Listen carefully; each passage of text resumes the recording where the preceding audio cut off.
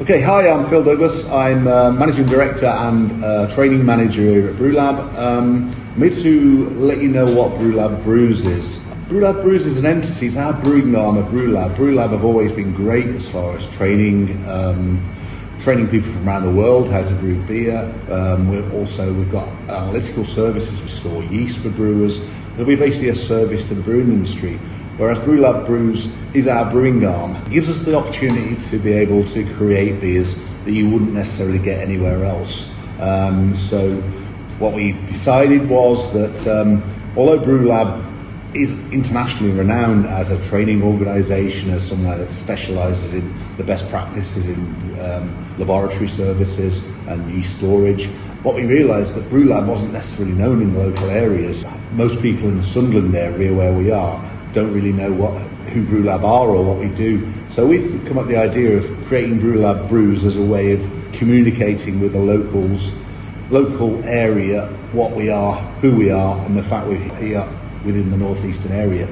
So BrewLab Brews is all about us being able to create things that are influenced by what our students are doing, but also gives us the opportunity to have a play. I've been brewing for over 35 years now, so it gives me the opportunity just to, right, okay, I'll decide to do something different today, I'll just brew this. And it gives us the opportunity to just try those things and try them out here. If it doesn't work, it doesn't really matter, but thankfully most of the time it does.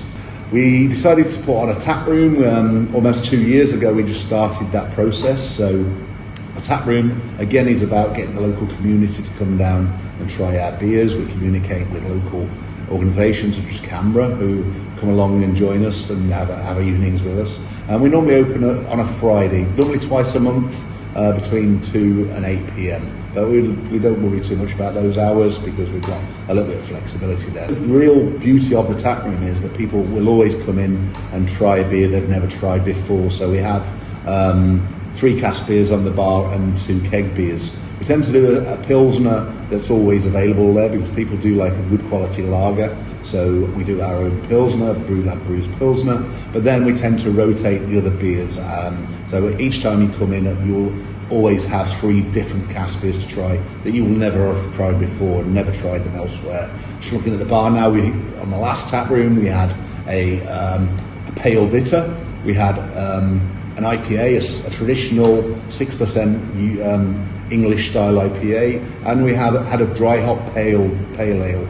So bit of variety there, and then also alongside that we had our BrewLab Brews Pilsner and also a rye ale there on the kegs. So it's real variety, we're looking to do that. We also sell those beers locally to good proper outlets that can really look after their beer and promote us as we'd like to be promoted.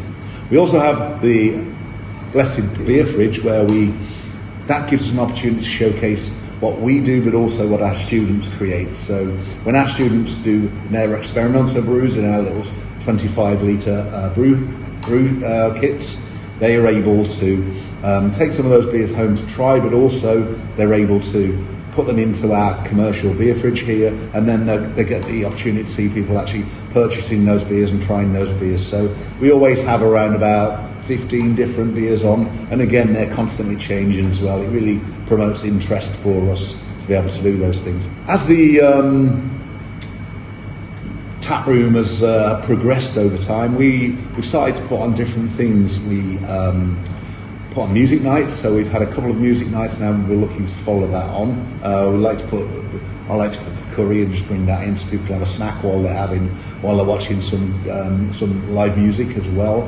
We also have our Super Saturday that's coming up relatively soon.